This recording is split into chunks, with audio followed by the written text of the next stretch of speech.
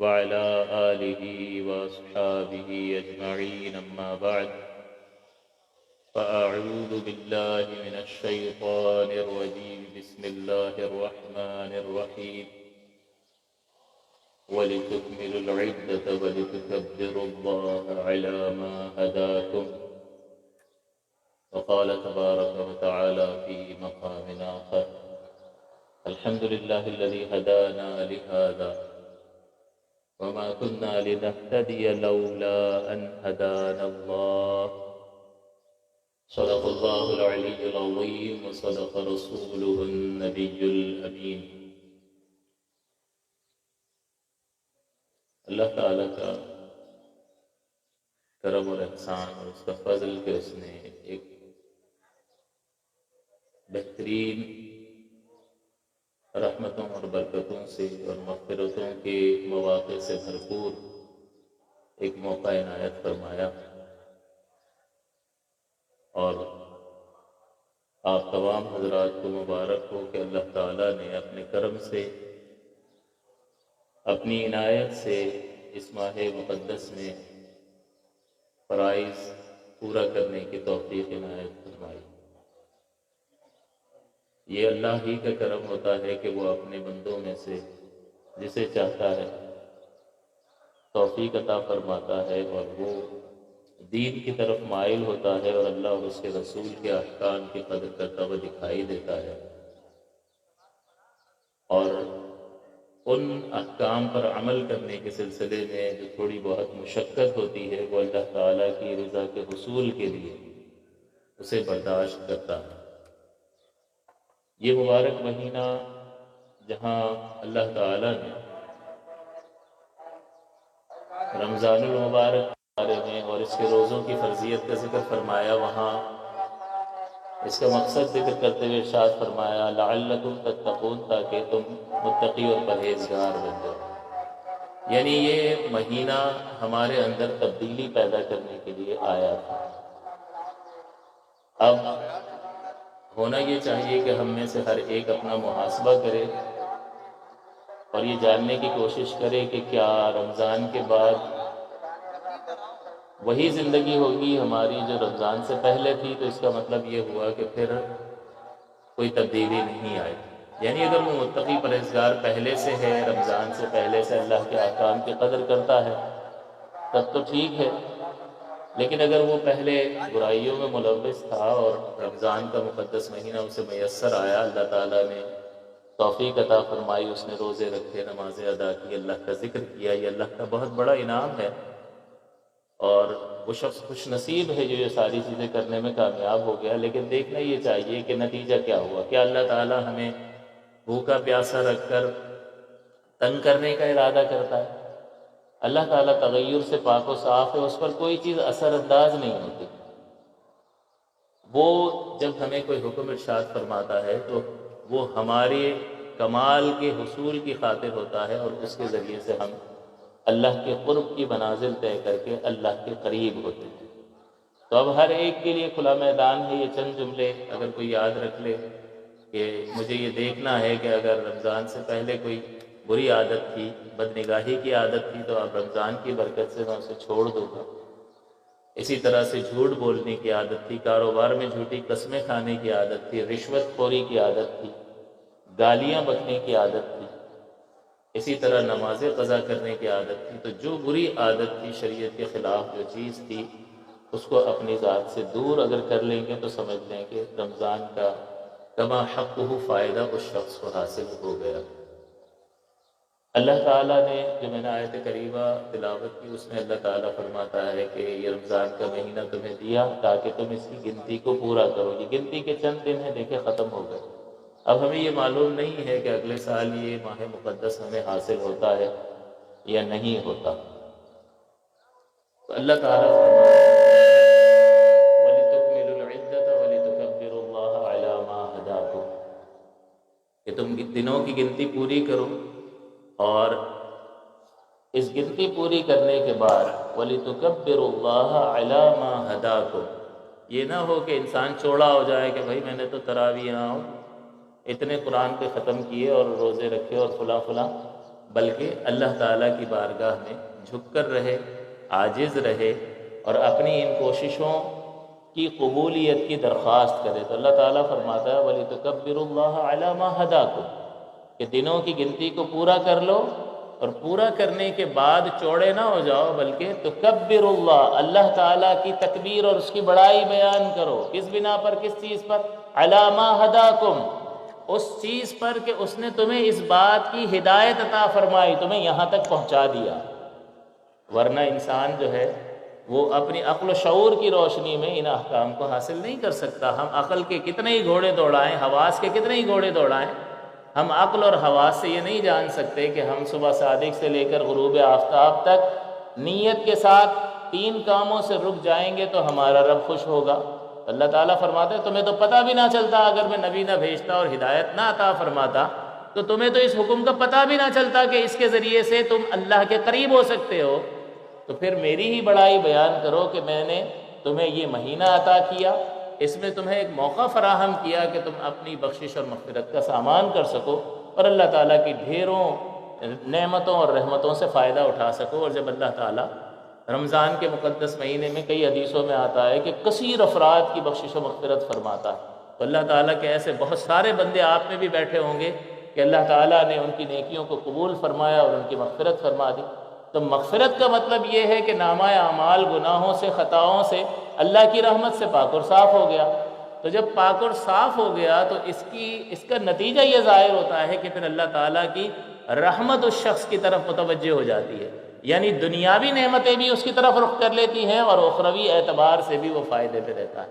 یہ بخشش اور مغفرت کا فائدہ ہے۔ اور اسی طرح سے جب جنتی جنت میں جائیں گے، یہاں اللہ تعالیٰ نے فرمایا وَلِتُكَبِّرُوا اللَّهَ عَلَى مَا هَدَاكُمْ، تم اللہ کی تکبیر بیان کرو۔ یہی وجہ ہے کہ آپ خطبے میں بھی سنیں گے اللہ اکبر لا الہ الا اللہ واللہ اکبر وللہ الحمد۔ کہاں سے آیا؟ یہ اسی آیت پاک سے نکالا ہوا ہے کہ تم اللہ کی پاکی اور اس کی بڑائی بیان کرو۔ رحمت دو عالم صلی اللہ علیہ وسلم نے اس حدیث پاک پر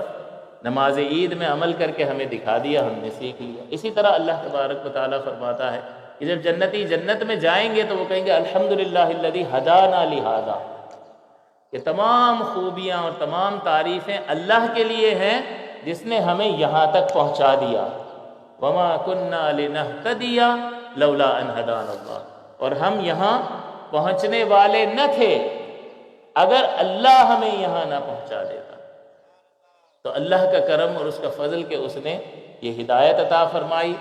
پھر یہ ہمت اور طاقت عطا فرمائی کہ ہم روزے رکھ پائے، یہ حوصلہ عطا فرمایا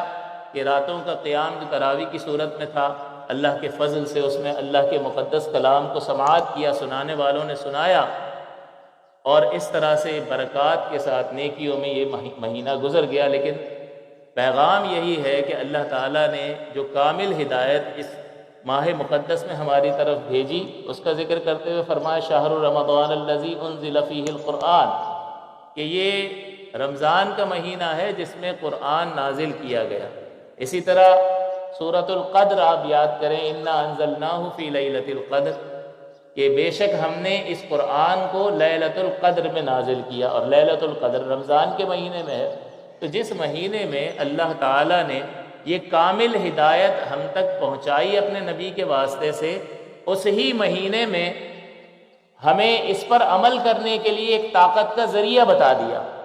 کہ بھئی اللہ کی ہدایت آئی ہے، ہم عمل کریں، لیکن کوئی رکاوٹ ہے؟ ہاں، نفس و شیطان رکاوٹ ہے۔ تو شیطان کو تو قید کر دیا، اب اس نفس کا کیا کریں؟ تو اللہ تعالیٰ نے اس کامل ہدایت کے مطابق زندگی گزارنے کے لیے ہمیں نفس پر غالب آنے کے لیے روزہ دے دیا، تاکہ دن کے وقت میں جائز چیزوں سے جب بندہ اللہ کی رضا کے لیے رک جائے گا تو اس کو ضبط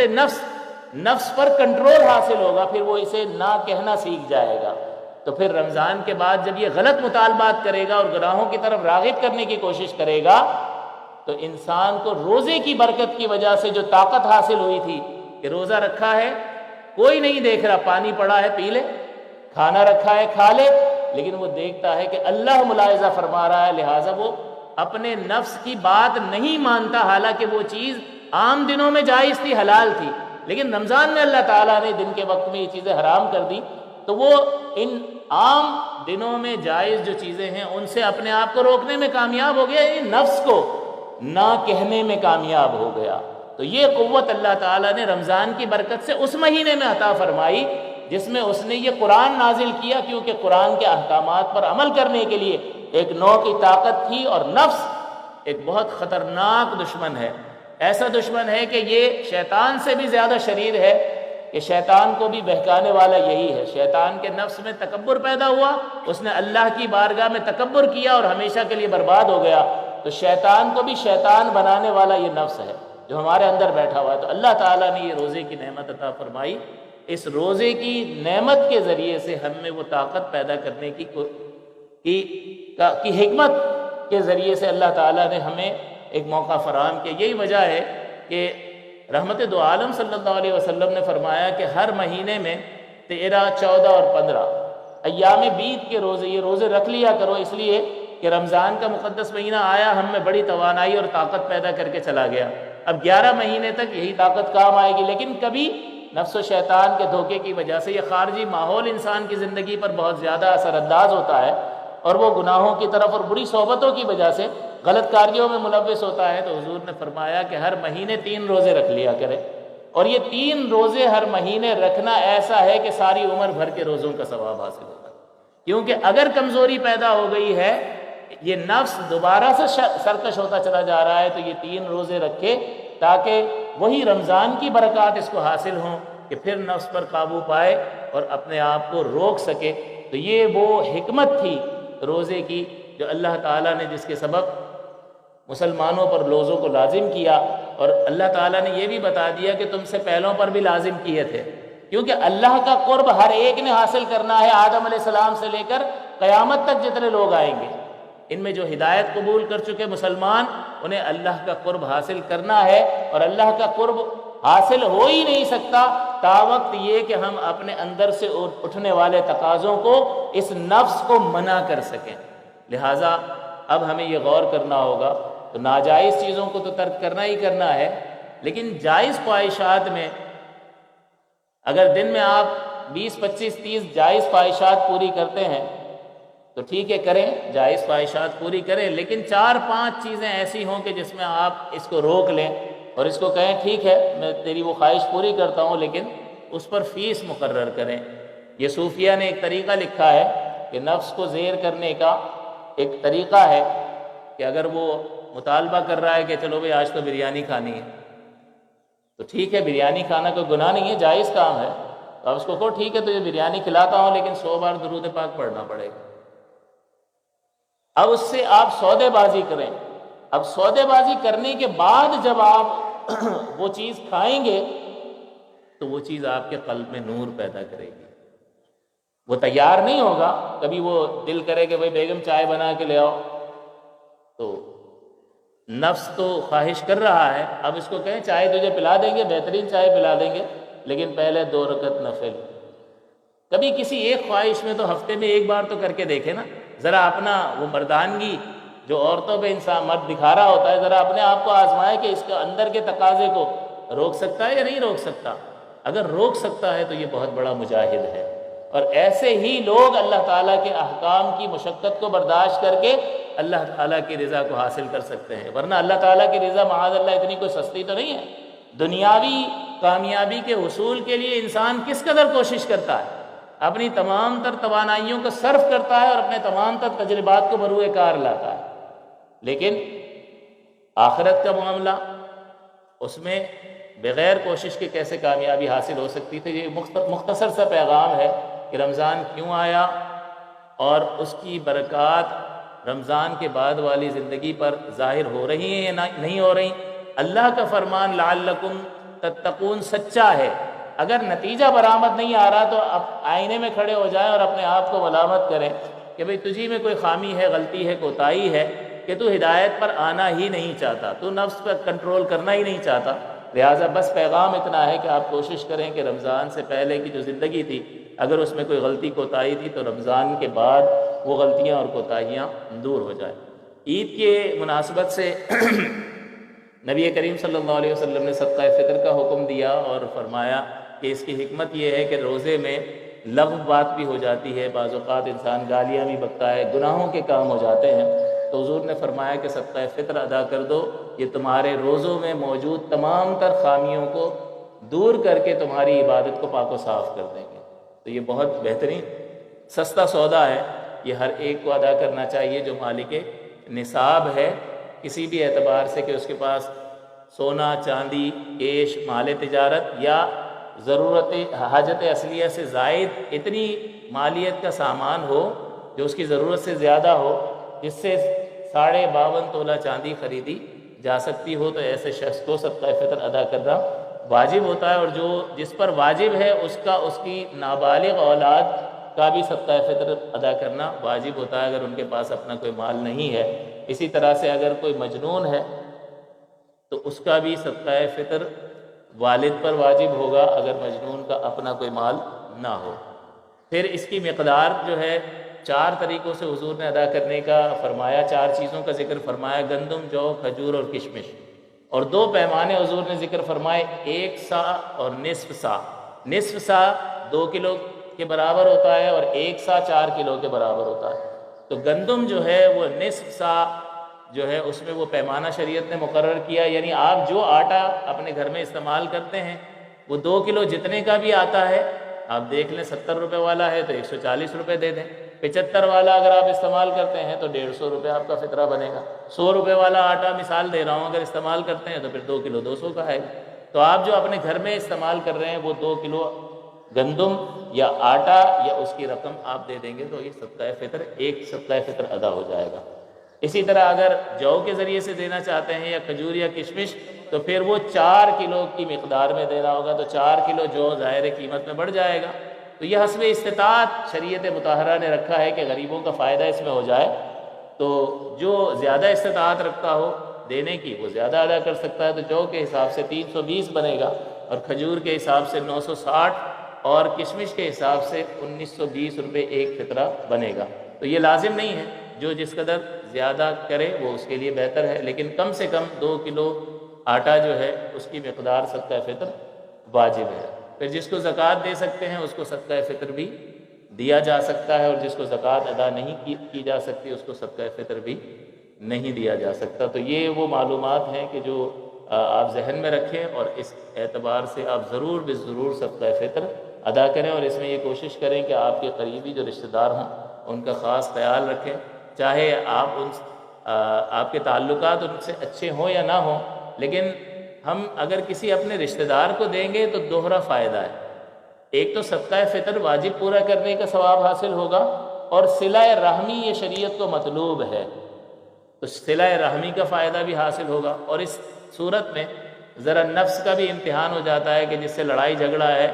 اس کو دینے کا دل نہیں کرتا، لیکن اللہ نے کہا ہے تو اس کو دیتے ہیں، تو پھر نفس جو ہے جو چیخ رہا ہوتا ہے کہ بھئی اس کو مت دے، اس کی تو شکل بھی نہیں دیکھنی ہے، دوسرے کو دے دیں گے، پڑوسی کو، ماسی کو دے دیں گے، چچا کو نہیں دیں گے۔ تو اب چچا کو دیں تاکہ اس نفس کے دھوکے سے انسان اپنے آپ کو بچا سکے، تو لہٰذا کوشش یہ کریں کہ اپنے اطراف میں، ہماری آنکھیں بالکل بند ہوتی ہیں، ہمارے رشتہ دار اتنی تکلیف میں ہوتے ہیں بعض اوقات کہ دیکھا نہیں جاتا، لیکن اڑتی اڑتی کبھی خبر مل جاتی ہے، لیکن اس کے بعد یہاں سے سنا اور یہاں سے نکال دیا۔ تو اگر آپ زیادہ اجر حاصل کرنا چاہتے ہیں، اور ظاہر سی بات ہے کہ یہ انسان جب صدقہ ادا کر رہا ہے تو اسی لیے ادا کر رہا ہے کہ وہ اجر پائے، تو پھر جس چیز میں زیادہ اجر حاصل ہوتا ہے انسان کو چاہیے کہ وہ زیادہ حاصل کرنے کی کوشش کرے۔ دنیا میں بھی تو یہی کرتا ہے کہ جس چیز میں زیادہ حاصل ہونے کے امکانات ہوتے ہیں تو وہ اسی کی طرف اس کا قلب مائل ہوتا ہے۔ لہٰذا اپنے دل کے، اپنے باطن کو نہ دیکھیں، بلکہ جہاں اللہ اور اس کے رسول نے حکم فرمایا ہے اس کے مطابق اس کو خلوص نیت کے ساتھ ادا کریں تو بڑی برکت حاصل ہوگی۔ نماز عید کا طریقہ سماعت فرما لیں۔ عام نمازوں کی طرح نماز ہے، لیکن اس میں دونوں رکعتوں میں 3 تکبیریں زائد ہوتی ہیں۔ پہلی رکعت میں قراءت سے پہلے تکبیر کہنی ہوتی ہے، اور دوسری رکعت میں جب امام صاحب قراءت کر کے فارغ ہو جاتے ہیں تو رکوع میں جانے سے پہلے یہ تکبیرات کہی جاتی ہیں۔ لہٰذا سب سے پہلی بات نیت دل کے ارادے کو کہتے ہیں۔ بس آپ کے دل میں یہ ہو میں عید کی نماز پڑھ رہا ہوں، ہو گئی نماز۔ زبان سے کہنا مستحب ہوتا ہے، اور مستحب کا حکم یہ ہے کہ اگر آپ کریں گے تو آپ کو ثواب ملے گا، اور نہیں کریں گے تو شریعت کوئی گرفت نہیں فرماتی ہے۔ تو دل میں یہ ارادہ ہو، اور ظاہر سی بات ہے آپ یہاں آئے ہیں تو دل میں ارادہ تو ہے، تبھی تو آئے ہیں یہاں پر کہ آپ عید کی نماز پڑھنے آئیں۔ پھر اس میں تکبیر تحریمہ اللہ اکبر کہا، آپ نے نماز شروع کر دی، ثنا پڑھیں گے سبحانک اللہم و بحمدک جو آپ عام نماز میں پڑھتے ہیں۔ ثنا کے بعد 3 تکبیریں کہی جائیں گی، تینوں تکبیرات میں کانوں تک ہاتھ اٹھائیں گے، اور پہلی میں اور دوسری میں چھوڑ دیں گے کیونکہ کچھ پڑھنا نہیں ہے، اور تیسری تکبیر لگا کر ہاتھوں کو باندھ لیں گے کیونکہ اب امام صاحب نے قرات کرنی ہے۔ تو چھوڑنے اور باندھنے میں برابر والے کو نوٹ کرنے کے بجائے یہ ذہن میں رکھ لیں کہ پہلی 2 میں ہاتھ چھوڑنے ہیں اور تیسری میں باندھ لینے۔ سال کے بعد آتا ہے تو بھول جاتا ہے انسان، اس میں کوئی مسئلہ اتنا نہیں ہے، کوئی قابل گرفت چیز نہیں ہے، 1 سال میں 1-2 بار ہی پڑھی جاتی ہے۔ تو بہرحال یہ آسان طریقہ ہے یاد رکھنے کا۔ دوسرا یہ کہ جب امام صاحب کا اللہ اکبر ختم ہو نا، تب امام صاحب کے بعد آپ کا اللہ اکبر ختم ہونا چاہیے، اور اتنی آواز سے تکبیر کہیں کہ آپ کے کان اسے سنیں، تب یہ جو ہے آپ کا واجب پورا ہوگا، کیونکہ یہ 6 کی 6 تکبیرات واجب ہیں، اور جہاں پر کہنے اور پڑھنے کا شریعت حکم دیتی ہے وہاں اتنی آواز ضروری ہوتی ہے کہ پڑھنے اور کہنے والے کے اپنے کان سنیں۔ تو آپ نے اتنی آواز سے تکبیر کہنی ہے کہ آپ کے اپنے کان سن لیں۔ تو پہلی رکعت کی یہ 3 تکبیریں ثنا کے بعد آپ نے کہہ لی، پھر امام صاحب سورہ فاتحہ پڑھیں گے اور قرات ہوگی، اس کے بعد رکوع اور سجود، جس طرح سے عام نماز مکمل ہوتی ہے، پہلی رکعت پوری ہوگی۔ دوسری رکعت میں پہلے قرات ہوگی، امام صاحب اٹھتے ہی سورہ فاتحہ پڑھیں گے اور اس کے بعد سورت ملائیں گے، اور رکوع میں جانے سے پہلے، پھر اب قرات کے بعد رکوع میں جانے سے پہلے 3 تکبیریں کہی جائیں گی۔ تو اب چونکہ قرآن پڑھ لیا، اب کچھ بھی نہیں پڑھنا ہے، اس کا مطلب کیا ہوا کہ اب پڑھنا ہے ہی نہیں، تو تینوں تکبیروں میں ہاتھ چھوڑ دینے۔ پہلی رکعت میں تو پڑھنا تھا تو 2 میں چھوڑے اور تیسری میں باندھ لیے، لیکن اب یہاں پر قرآن تو پہلے پڑھ لیا ہے، لہٰذا پڑھنا ہی نہیں ہے، پہلی تکبیر میں کانوں تک ہاتھ لے گئے، چھوڑ دی اللہ اکبر کہتے ہوئے، دوسری میں اسی طرح چھوڑ دی اور تیسری میں چھوڑ دی، اور چوتھی تکبیر میں بغیر ہاتھ اٹھائے، یہ رکوع کی تکبیر ہے، بغیر ہاتھ اٹھائے اللہ اکبر کہتے ہوئے رکوع میں چلے جائے گا۔ اگر کوئی شخص بعد میں شامل ہوتا ہے، جیسے نماز شروع ہو گئی اور امام صاحب نے قرات بھی شروع کر دی، تو وہ اگرچہ امام قرات کر رہا ہو، مقتدی جو ہے وہ اپنی 3 تکبیریں کہے گا۔ اسی طرح سے نماز شروع ہے اور مقتدی شامل ہوا، اب وہ کہنے ہی لگا تھا کہ امام تکبیرات کہنے ہی لگا تھا کہ امام رکوع میں چلا گیا، تو اب وہ یہ غالب گمان کرے کہ تکبیریں کہہ کر مل جاؤں گا تو کہہ لے، ورنہ رکوع میں چلا جائے اور رکوع میں ہی تکبیریں مقتدی کہہ لے۔ آپ یہ سوچ رہے ہوں گے کہ بھئی ہم تو آئے ہوئے ہیں، ہم تو شروع سے ہی شامل ہوں گے، تو ہمیں یہ مسئلہ بعد والوں کا کیوں بتا رہے ہیں، اور وہ جو ابھی آیا نہیں ہے وہ تو آئے گا بعد میں، تو وہ سنے گا ہی نہیں۔ لیکن مسئلہ یہ ہے کہ آپ میں سے کسی کا اگر وضو جاتا رہا اور وضو کرنے کے لیے گیا تو پھر وہ کیا کرے گا، تو یہ پاسبلٹی ہے، لہٰذا یہ مسئلہ آپ کی خدمت میں ذکر کر دیا۔ جب رکوع میں اگر کوئی تکبیر کہتا ہے تو پھر اس میں ہاتھ اٹھانے کی ضرورت نہیں ہوتی ہے، اللہ اکبر اور اللہ اکبر۔ ہاں، امام صاحب اگر نیند میں ہوں اور وہ 3 سے زیادہ تکبیریں کہیں تو آپ نے پریشان نہیں ہونا ہے، 11 تک امام کا ساتھ دینا ہے، اس کے بعد آپ نے رک جانا ہے، پھر جب امام کو وہ جاگ جائے، ہوش آ جائے تو پھر ٹھیک ہے، بس پھر اس کے بعد نماز پوری ہو جائے گی۔ تو آپ کی نماز خراب نہیں ہوگی، نماز اس طرح بھی ہو جائے گی۔ بعض اوقات ہو جاتا ہے کیونکہ بشر ہے، اچھا خاصا بالکل چوکنا ہوتا ہے، لیکن اللہ تعالیٰ تو قادر مطلق ہے، یوں ذہن سے اچک لیتا ہے چیزیں۔ اور اگر امام نے تکبیر نہیں کی کہیں مثال کے طور پر اور اس نے قرات کر لی، تو پھر وہ پہلی رکعت میں قرات کے بعد بھی تکبیرات کہہ سکتا ہے۔ تو آپ نے پریشان نہیں ہونا، اپنے لیڈر پر بھروسہ کریں اور بھروسہ کرتے ہوئے بالکل اطمینان قلب کے ساتھ نماز آپ نے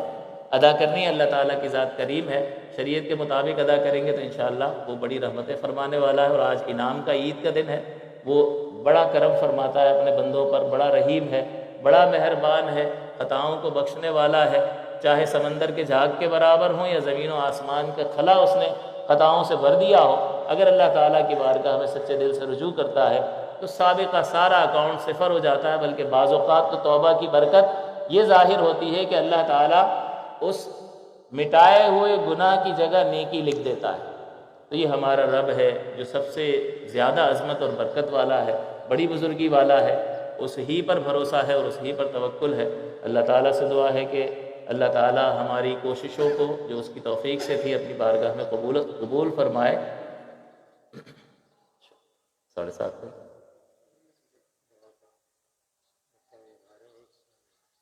ضرور انشاءاللہ، اللہ کرم۔